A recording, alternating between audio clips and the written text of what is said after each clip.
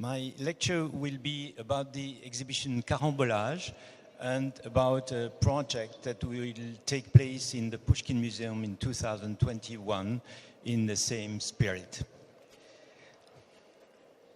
Carambolage was an exhibition at the Grand Palais in Paris in the spring 2016, including 180 unexpected and surprising works from antiquity to contemporary art, and from many different cultures, chosen for their correspondence with the present. Well, the producer of the exhibition, the Réunion des Musées Nationaux in Paris, chose the image on the right for the poster, and you can understand that they didn't take the two others. This is a diptychon that was exhibited from a Flemish painter, anonymous, from the beginning of the 16th century. It's obviously a picture that was supposed to make people laugh. Well, the first figure on the left, this man dressed black, says, and this is what's written in Flemish, "Let this panel closed, if not, you will be angry at me." And the second one says, you have to understand that you will see on the next image, it opens up. And then when you open the diptychon up, you have the second image. And there it says, "It is not my fault, I warned you." And then the third one says, "And the more we will warn you, the more you will want to jump from the window." So this was one of the major highlights, so to say, in this exhibition. When universal art is the issue, André Malraux's Musée Imaginaire, with its punchy and its looming ineluctably on the horizon. Two factors distinguish it fundamentally from the present enterprise. The Musée Imaginaire is a book, as the exhibition allows works to neighbor each other in an infinite polysemy, far away from the manipulation through angle and lighting of sculptures photographed in black and white. The physical relation, sensitive and emotional, with the work is very far from its perception through a photograph. Malraux's prose is excessively lyrical and emphatic, trying constantly to establish a transcendental communion with the beauty common to all divinities that humans have invented. They have always honored the gods with the most beautiful they had. The most different aesthetical canons resulted from it.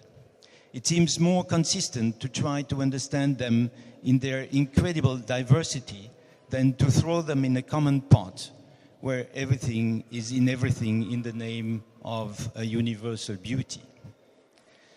Generalities about humankind are more relevant and stimulating when, for the same function, they show a diversity of forms instead of their resemblance.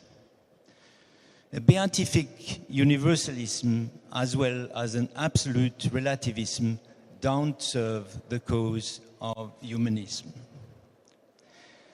Several factors or directives serve to elaborate carambolage. First of all, the attachment to things.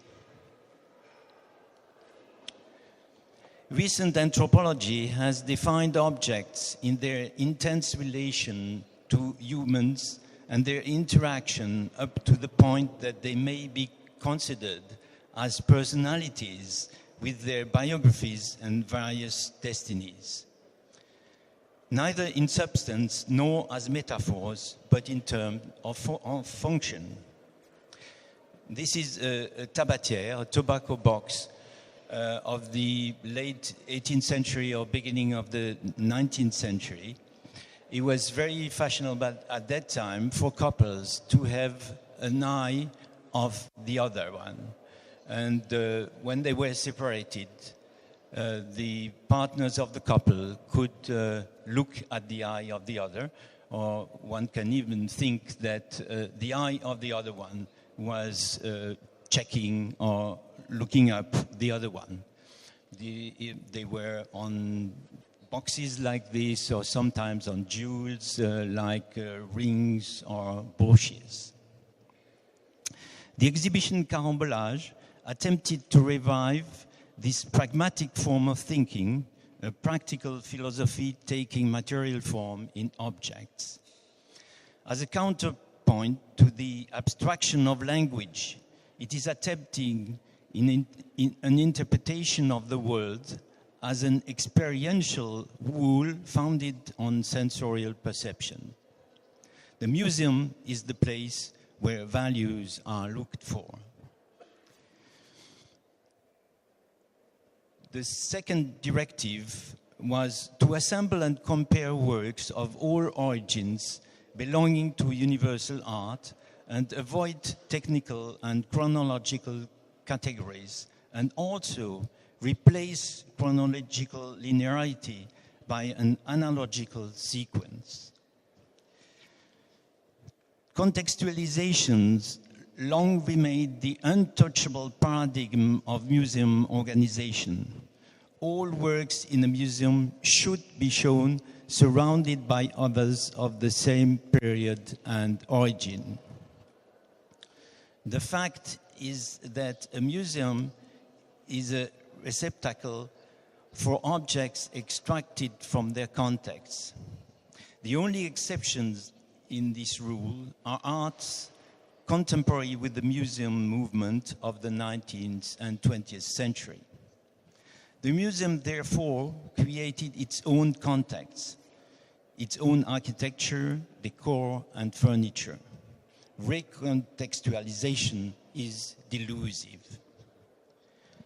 Rather than attempting to revive the past, we might consider all museum objects as contemporary to just the extent that they are encompassed by our own gaze.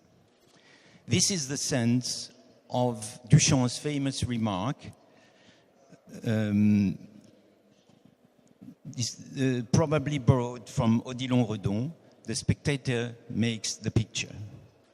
The equality bestowed by the spectator's gaze, reviving exhibits as it lights on them, suggests possibilities of juxtaposition that have hitherto been proscribed.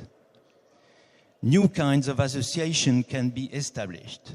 Art history validated only comparisons between works from the same context, or at a push, those where contact between individuals or cultures could be specified. The kind of formal comparison that everyone constantly makes when one work reminds us of another was therefore outlawed as subjective and futile. Rational arguments and historical logic have dominated art history to the detriment of the kind of analogical thinking that prevailed during the Renaissance before it gave way to rationalism. From a universal perspective, the classic period of Western mimetic representation is an exception and therefore unique. Analogical associations often guide artists in their creative process. Aesthetic judgment can only be elaborated through comparison, and it is much more exciting to compare heterogeneous than homogeneous objects. The juxtaposition of two heterogeneous objects can illuminate their meaning or function by visual means alone. It can also suggest a third idea that was not inherent in either. The stimulating aspect of comparison is the quest for similarity in difference and vice versa. This was one of the vitrines in Carambolage with the cat of Giacometti chasing this little mouse, well, a wild mouse, which is actually a little bronze coffin from Egypt, and left this mummified cat, also Egyptian.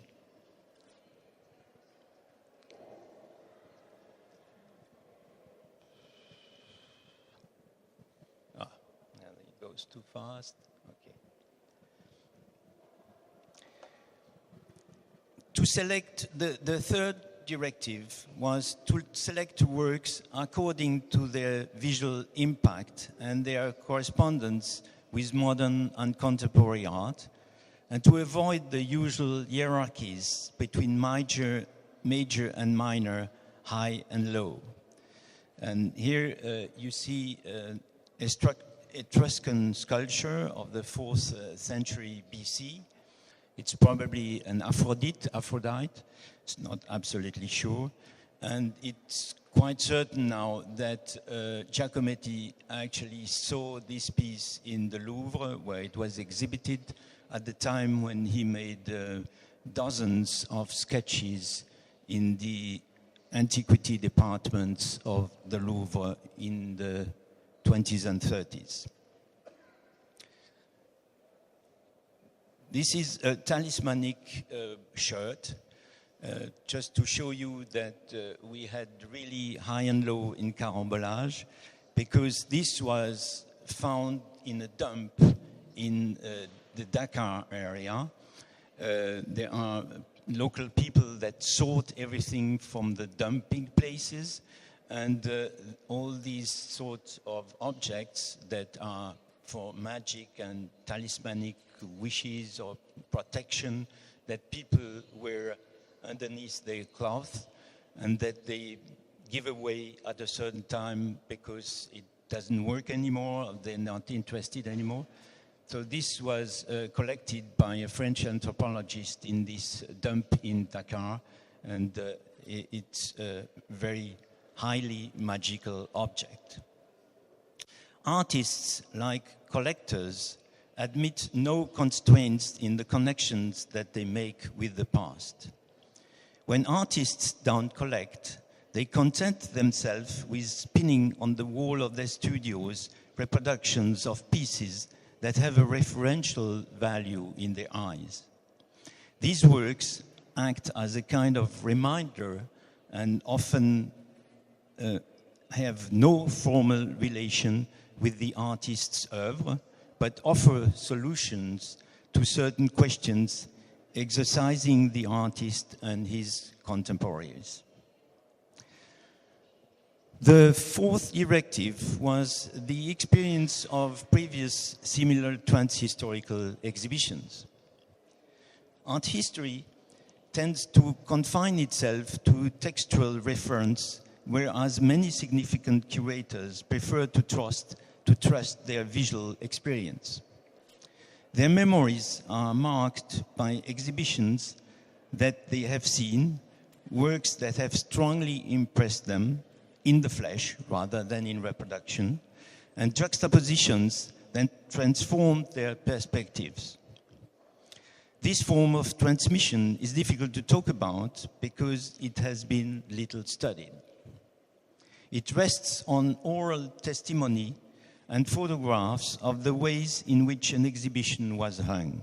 Such photographs are beginning to be studied in their own right.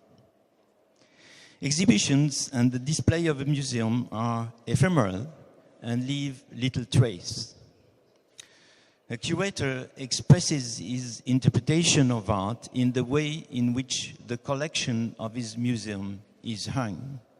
It is, of course, all too easy to defer to surviving texts in the areas where they are available, rather than attempting to understand how visual thought is developed and transmitted. Philology replaces too often visual attention. Motivated by boredom with the chronological structure that in so many museums lines up the works in predictable succession, I have attempted several experiments in trans-historical exhibition called in French décloisonnement, which is in English sort of barbaric word, decompartmentalization. In 2001, I asked two artists, Thomas Huber and Bogomir Ecker, to work with me on a new display of the collection of the Museum Kунstpalast in Düsseldorf. Called Künstlermuseum, it was an attempt to answer current social and political questions with artworks. This is a combination I like particularly because the painting of Albers on the left gives, so to say, the clue, the key, and explains the 17th century painting, Dutch painting of Van der Neer on the left, which shows Candolle and Giges, but as you can see, is built upon a series of squares or rectangle, one behind the other. In 2007, at the Museo Fortuny, the exhibition Art Tempo, organized by Thijs Visser, Axel Verwoerd, Daniela Ferretti, and myself, created a considerable stir. The aim was to show the time dimension in art by confronting contemporary works with ancient ones. You probably already heard about it yesterday when Axel Verwoerd and Daniela Ferretti talked about this show. In the foreground, you see a sculpture by Tony Craig. A little bit further on the left, an Indian lingam, and in the back, an ear of an elephant that we took from the Natural History Museum in Venice. Theatre of the World went from Mona, Hobart, in Tasmania, in Australia, to the Maison Rouge, a sort of art center in Paris, in 2013, and gathered works from all origins along creative aspirations that they share. It was dealing as much with anthropology as with art history. This was the entrance of the exhibition. It was displayed like a sort of Italian theater on these different stairs. And it was a sort of attempt to represent the material culture, so to say, of the whole world along the system of classification that was prevailing in the Renaissance, with the 4 elements and the 5 senses. The 5th directive was knowledge and senses, what we call in French la pensée visuelle, the visual thinking and interpretation from sight. The numerous references, be it copies or reproductions, that are found in studios of artists indicate that there is a visual thinking, which has been the preserve of artists and a few curators by whom it is transmitted. Such transmission can be highly efficient since it does not require long discourse. It has long been affirmed that in order to identify a form, one must be able to name it, but this is not true. Signs can be anonymously transmitted from one artist to another and one culture to another. Indeed, they often acquire a new meaning in this process. Thus, there exists a form of representation based on signs shared within a particular culture that can enable communication by image. These semiotic vocabularies are not universal, but are sometimes not too difficult to decrypt. The occurring misunderstandings are part of the game.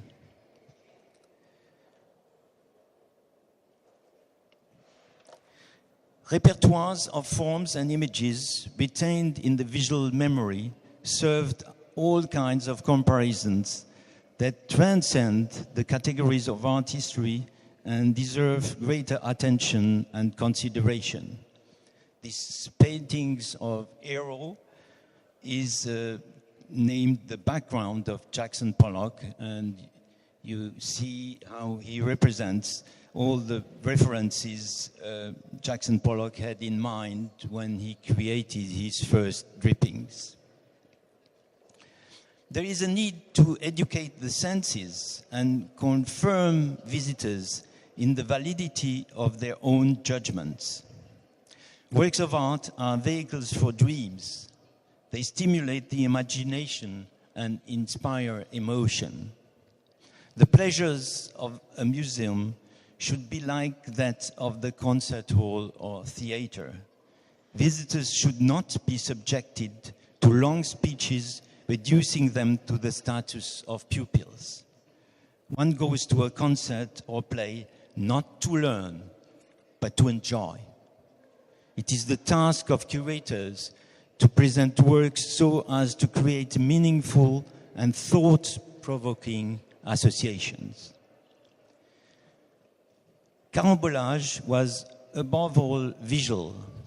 It appealed to the visitor's sensibility and emotion. Scholarship and pedagogic language take second place here. They are replaced by visual poetry and the cultivation of the senses. Considering the described directives and factors, there was still to find how to connect the selected items. One could imagine all sorts of methods: alphabetical order of titles, classification by size, narrative where each piece represents a word, thematical group, and so on. In the previous experiences, I had mostly to work from an existing collection. The choice was therefore reduced, and it limited the possibilities. The Carambolage project was much more ambitious and involved loans from all over, though there were usual practical and financial restrictions. I created a database of images selected along the criteria of visual effect. The images were grouped by themes, which allowed me to choose among several possibilities to build up the sequences. At the contrary of usual exhibitions that are conceived from a historical, philosophical, or anthropological point of view, it is from an idea that postulates the interpretation of the works. The method here leads to question each work in connection of others neighboring it and to create a real sequence. This is just an example of it. It starts with two crosses which were made during First World War, what we call trench art, made from bullets. And then there is a crucifix made of skulls and a very strange dagger, which is a crucifix at the same time, a strange, very strange object. And then this, bow, I don't know the word in English for this, and then a sculpture of Frémier, which says, Credo, I believe. And this was leading then to this sword, which obviously has anthropological shape and African puppet. And it went on to several examples of slender and very tall figures that were mostly African and for funeral uses. This associative process has operated from the beginning to the end of the exhibition. Each item is predicted by the previous one and announces the next one. The scenography, the scenography presented a long series of walls perpendicular to the galleries, which obliged the visitor to follow a serpentine way through them from left to right and right to left in a sort of zigzag. This visual chain can be compared to a well-known French sort of nursery rhyme called Trois petits chats, chapeau de paille, paillasson, that is transmitted from a generation to the other in the school courtyards. It is also comparable to the famous filmic experience where the same indifferent and neutral face of an actor is interpreted differently according to the previous images, whether happy or dramatic. This linearity of a new type can hence become sinuous and make some detours. When an association of two items generates an interesting comparison, it remains nevertheless within a back and forth dialectic as a trio, by introducing an additional element, makes circulate the ideas and their inventive constellation in multiple directions. This leads from ping-pong to billiard, from which the word carambolage comes from.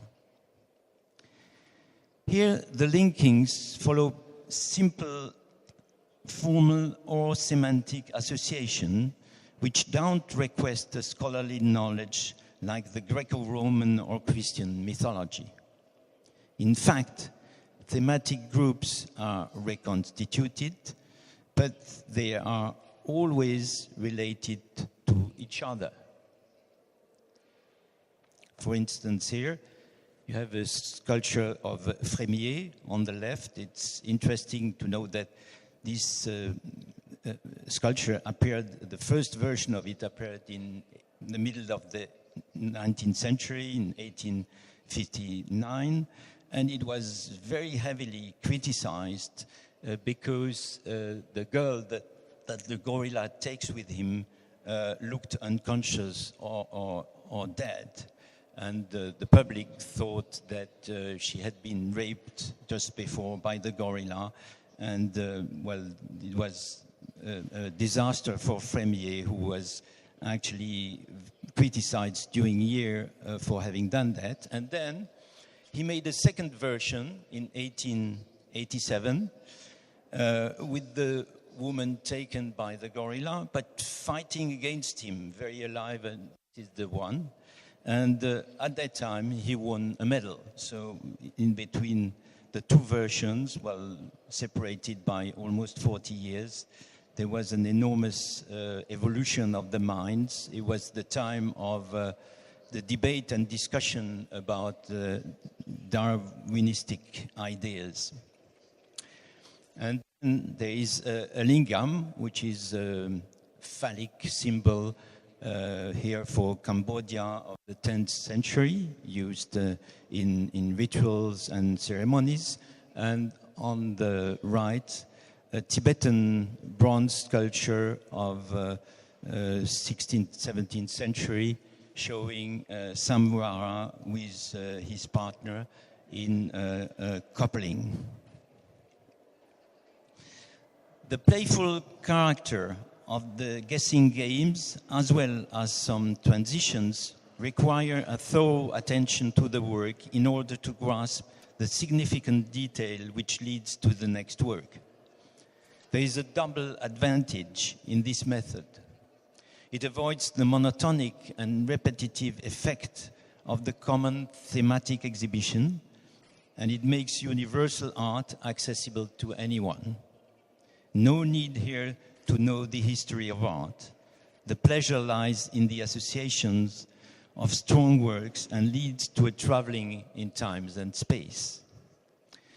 The imagination is appealed to poetic effects and comparisons in total freedom, which were banned by positivist art history because it acknowledged only direct and factual contacts between works and authors. These comparisons are made by everyone according to his knowledge and memory, as absurd they may appear to a rational mind. The exhibition Carambolage, instead to repress them, seeks to stimulate them and to lend credibility to them. This is what the surrealist dictionaries and the chronicles of the revue Document between 1929 and 1930 were teaching and predicting. As a new education, they have diffused the values of nonsense, absurd, and irrationality. I did not include those works in this exhibition because they are already known and widely published. It is rather the spirit and the process that I followed to create new combinations and assemblages. As the newcomer, the neophyte discovers a crowd of images offered to his sensitivity, the connoisseur can spot gems that he ignores in fields which are unfamiliar to him. André Breton was mentioning l'attraction du jamais vu, the emotion of the never seen before. The surprise is a fundamental incentive of aesthetical pleasure, which lies much higher on an emotional level than the one to see again already known works. It is nevertheless this need that drives the crowds towards the blockbuster exhibitions, a long ritual that Bourdieu analyzes as going to the yearly Eastern Mass for Catholics. My bet is that visitors totally foreign to the art and museum world could come to see this exhibition as a cartoon. They may fall in love with certain works in discovering unexpected and significant representations without being aware of the sacralization generated by the museum for its usual work, for its usual public.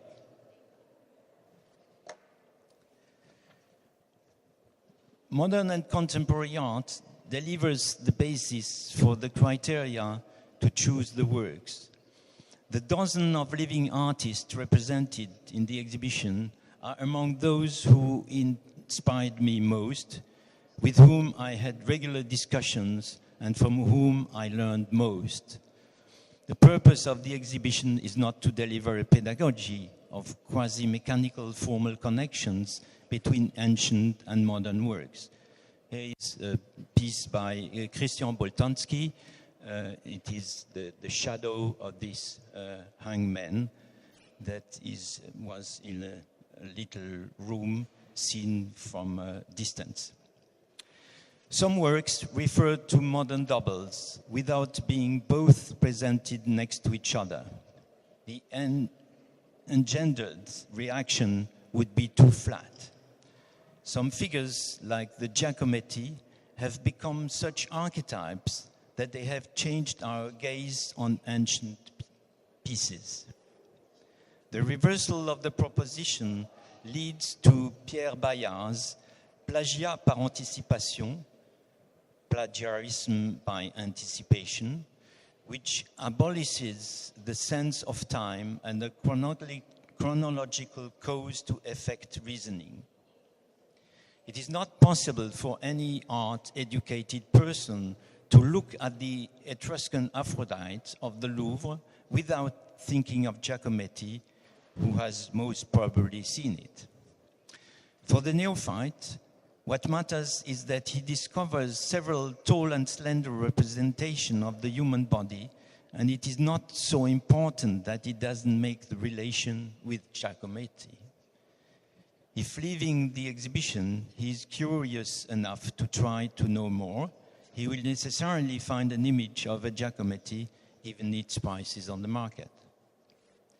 Many of the exhibited works were or are still considered as secondary or minor. They will very soon get upgraded because they mean much more to us today than the consecrated masterpieces with their litany of superlative phrases. Archimboldo, after having long been considered a minor artist, is now considered as a great master. The hand study by Hyacinthe Rigaud is probably better known today than any of his completed portraits. The arrow in the head of the deer of Dürer is more painful for today's sensitivity than many saints' martyrdoms. There are all sorts of niches in universal art, including objects that touch us today because of the affective projections that we operate on them. These interpretations, as far they might be from original creation contexts, are valid because objects travel in time and space. They interact with human beings in ever-renewed and unexpected ways, and thus they tell us as much about us as about them.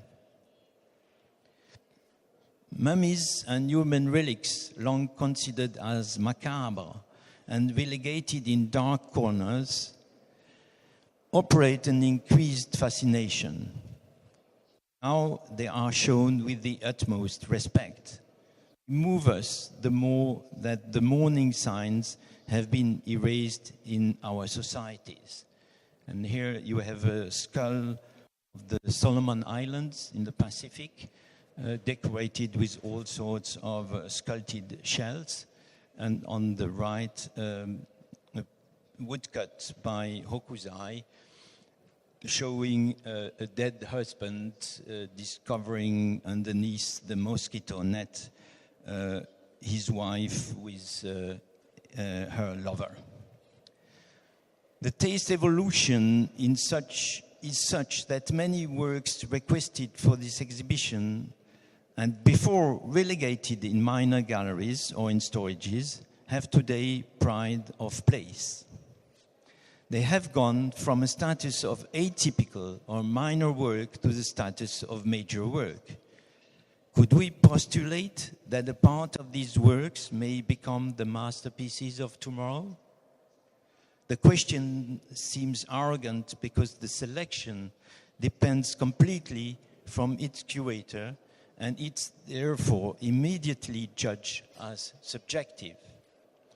Thus, it relies on the taste of its time, the zeitgeist, and the paradigmatic change since the giving up of classical canon. Moreover, it is supported by the most refined connoisseurs of the sensitivity of their time, I mean the artists themselves, who have the intuition for the elective affinities. Not that they are prophets, asked by the media to predict the future, but more simply beings who feel more intensely diffused phenomena of the present and translate them in their works.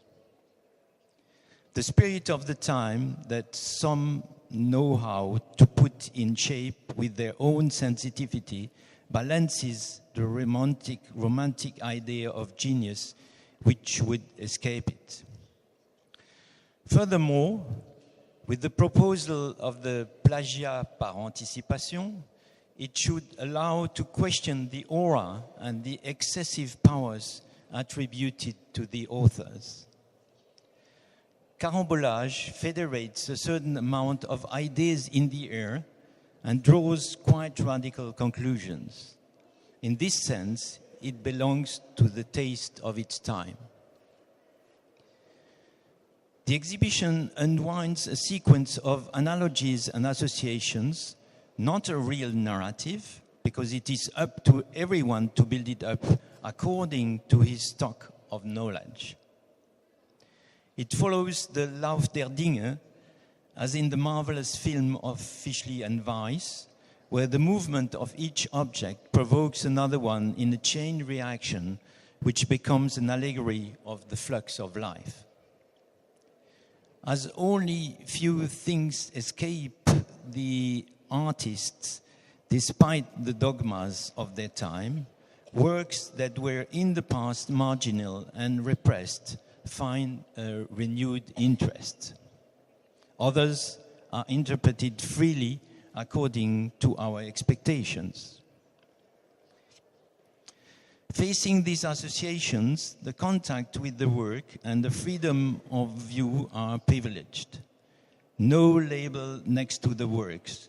Written information on the images of the works are given on screens a few steps further. If the visitor's curiosity is teased, no difficulty to learn more in the catalogue, in the digital book, or on internet. In the middle of the visit, just a word about this, you see these little screens where the information about the pieces were running, and on the right, a piece by Bratso Dimitrievich called Post-Historic Mathematics, 4 + 4 = 9, with these coconuts and the head of Brancusi.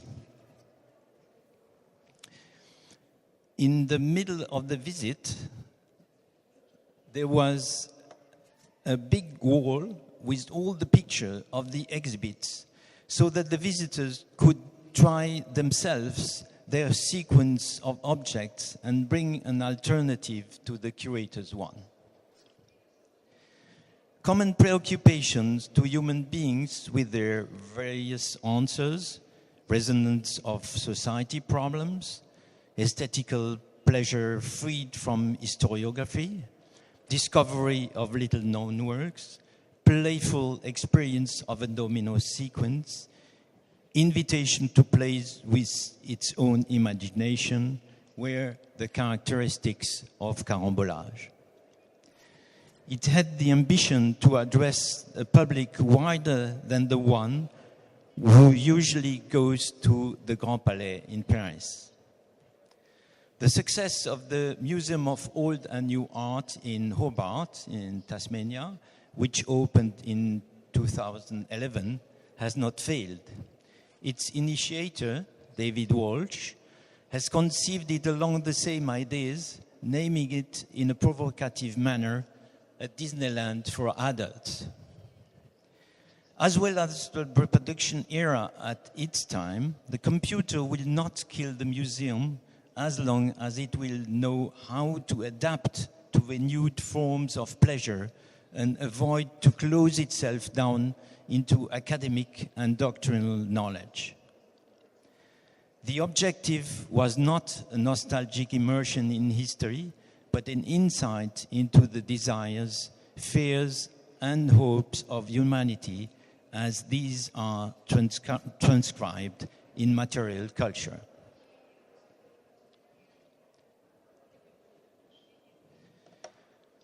The quotation, "The ancients stole all our great ideas," from Mark Twain's autobiography, fits this type of exhibition so well that we chose it for my next exhibition at the Pushkin Museum in Moscow in 2021. For this forthcoming exhibition, the display will consist of about 30 sections or chapters. Some of them will reflect the history of the museum. The others will be conceived each time according to an interpretation, a vision, or an approach to art in its universal scope. Each chapter will be introduced by a work of the collection of the museum. Priority is given to works of the Museum Pushkin, from which each section will be elaborated. Each chapter includes at least one contemporary work which explains the feedback on ancient or exotic art. There should be roughly 60% from the Pushkin collection, 30% from Russian museums, and 10% from foreign countries. To avoid the repetition, and monotony of thematic displays, each section will introduce a sort of narrative, bringing the visitor from one point to another. The analogical method will always bring from one work to another in the way that it is same and different. And the differences will produce an effect of change and evolution, avoiding the monotony of the same theme. Recent research in art history have changed completely our understanding of some fields of art of the past. It will provide the basis for some chapters of the exhibitions. Let me just mention two examples. The antique painted sculpture. Since the Renaissance and until last century, it was believed that antique sculpture was white as marble. Recent research, carried mainly by the museums of Munich and Copenhagen, has shown that all Greek and Roman sculpture, whether bronze or marble, were painted. Very accurate microscopes allowed to trace the tiny rests of pigments, and therefore it was possible to reconstitute the actual polychromy. The two mentioned museums have then made reconstitutions on plaster casts. The result is so violent and striking for our taste that it has started a debate which is going on about possible patina or halftones used on top of the ground colors. We will try to color an entire room of sculpture of the Pushkin Museum by color projection. It is interesting to see that the whole idea of European classic sculpture from the 16th century on relied on misinterpretation and a false idea.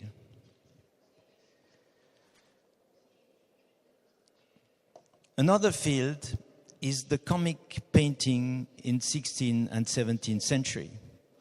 As well in Italy than in Netherlands, a huge trend of painting that was intended to provoke laughter became successful.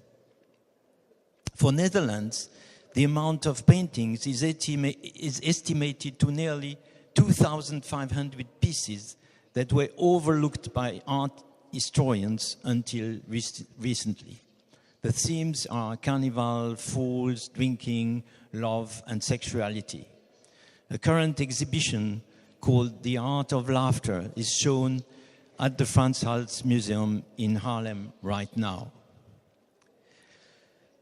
And this is a painting from the museum in Nantes, showing this swaddled cat to which a porridge is given. It has several interpretations. One of them from an Italian or etching would be that this is the man on the right with a sort of helmet is actually a sterile man. He hasn't got any children, any baby, and so his wife gives the porridge to the cat instead to a baby. I will give you now just the titles of some chapters of the foreseen for the foreseen exhibition of 2021. It's, for instance, from apple to globe, which goes from paintings with an apple on an apple seller to the universal globe held by Christ. Another one is from Bacchanal to Bistrot, or from lovers to witches, from Malevich to Tachism, from horizon to bird's eye view. And I will try to show you a few of them. I'm not very sure if this is the good way to show it, because you will see here only photographs of artworks, and of course the scenography of these artworks in the museum will be very important and will certainly help to the understanding of the analogies. But nevertheless, that will give you a little idea how the different chapters will function. So it starts with this painting of Jos de Montper, quite well, a standard painting, one could say, of the time, late 16th, beginning of 17th century. But as you can see, it has these incredible holes, this view that allowed to go beyond the mountains and see another level of the landscape behind.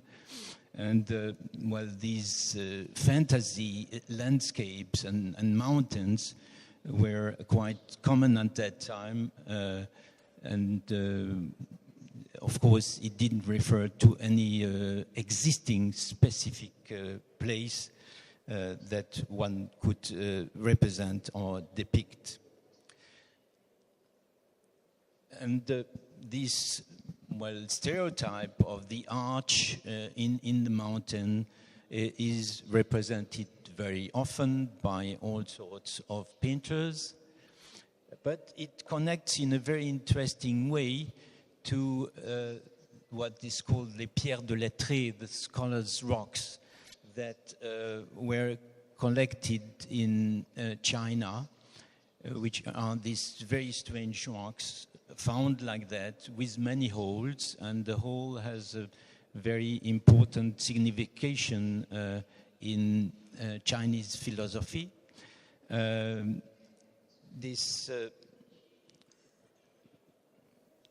This piece then reminds to this painting of Hieronymus, also with the arch in the back.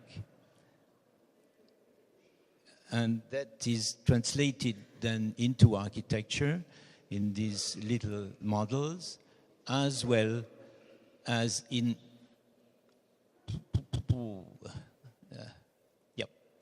as well as in the architecture with this Hubert Robert painting, or in other landscape like this one, or even this very strange drawing that makes an artificial arch of rocks with a constructed structure underneath.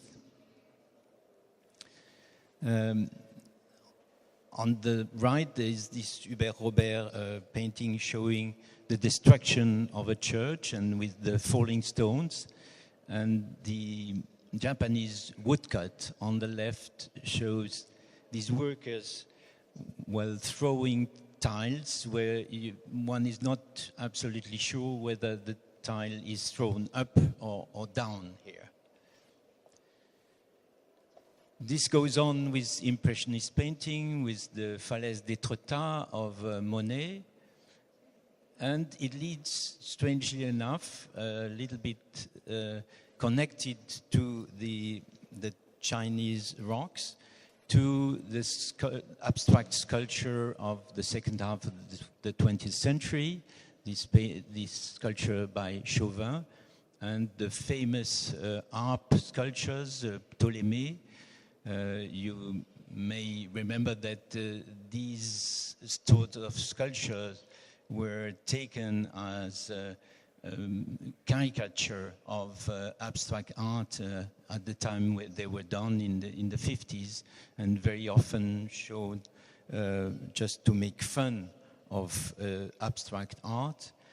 And it ends up with a piece of Bertrand Lavier called Walt Disney Productions, because they are made after drawings by Walt Disney himself.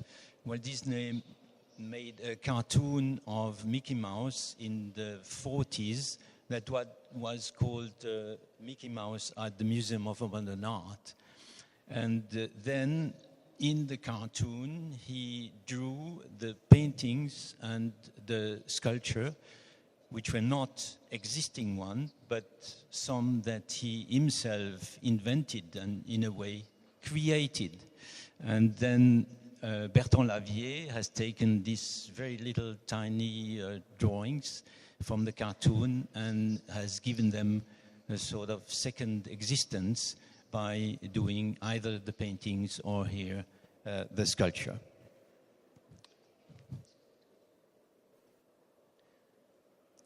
So this is about landscape and also about the framing and perspective.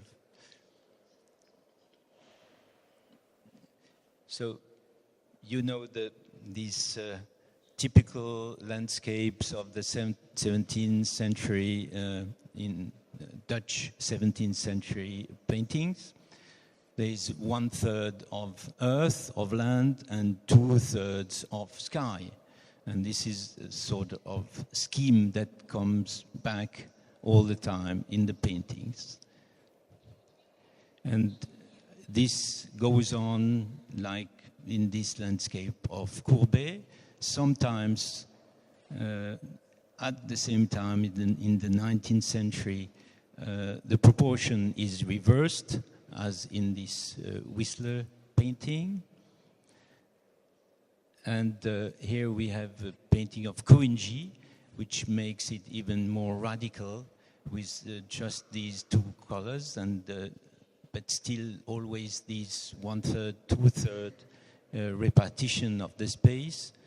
And here a Dustel painting, which is, well, half referential to real situation and half abstract. It's going a bit fast.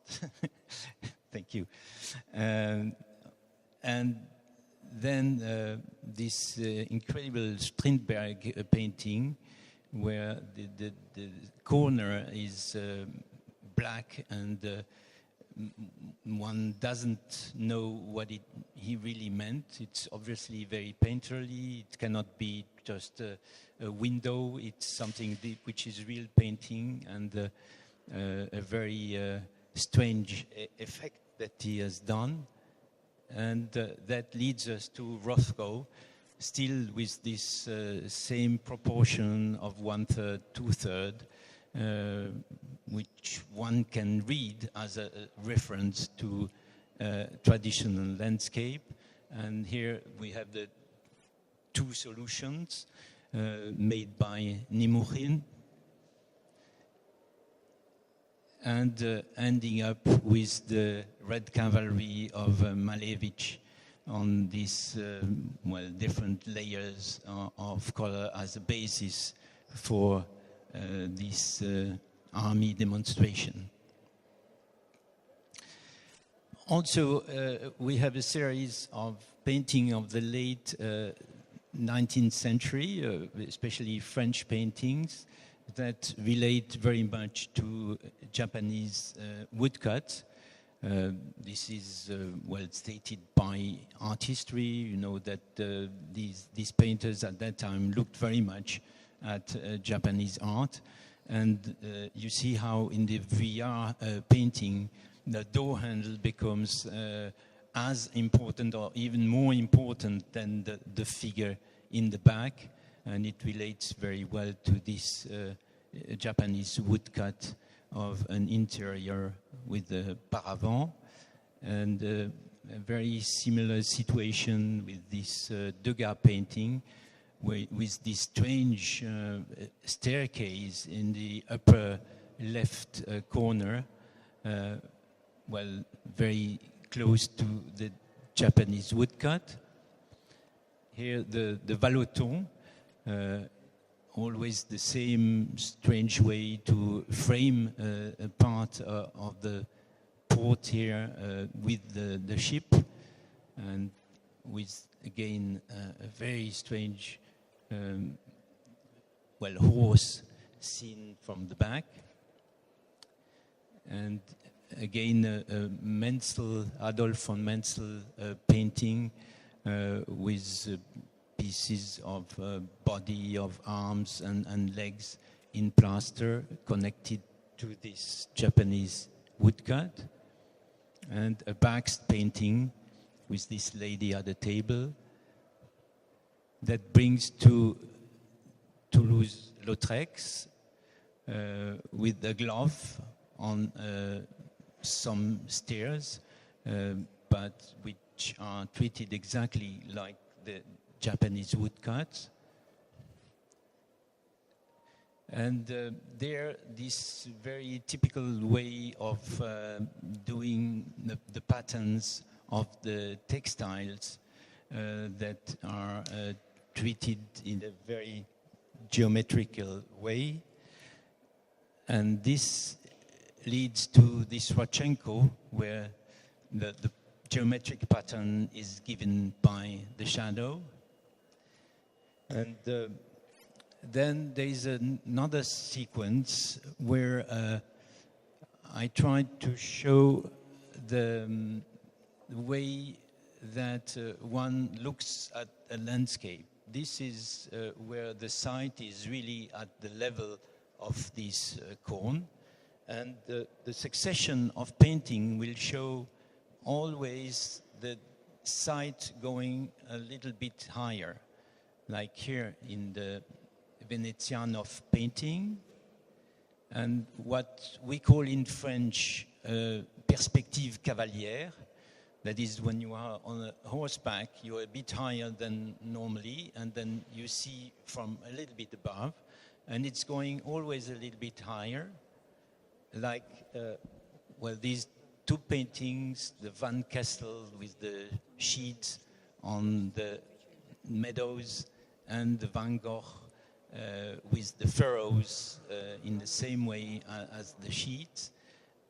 Here the horizon is very high, but we're still going up, and this is typical of Impressionism when, well, they started to paint this representation of the French boulevards and avenues from the top floors of the houses built during the Haussmann period in Paris.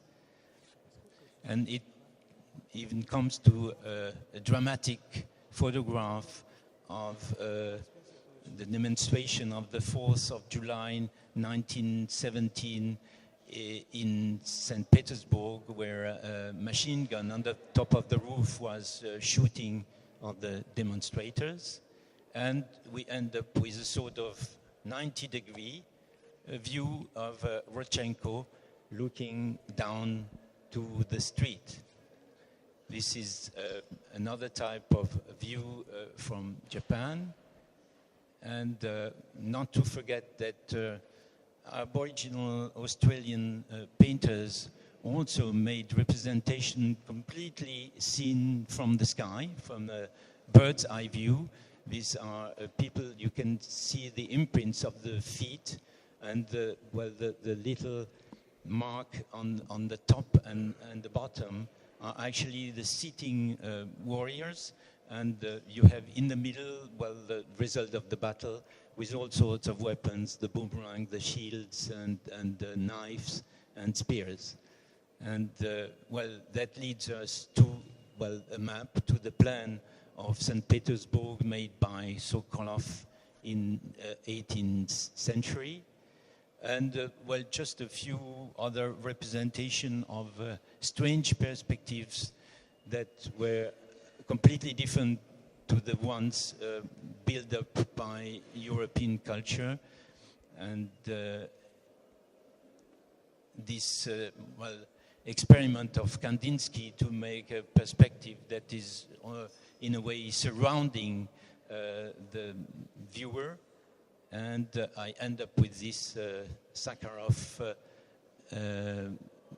well, furniture made according to the icons with the inverted perspective. Thank you.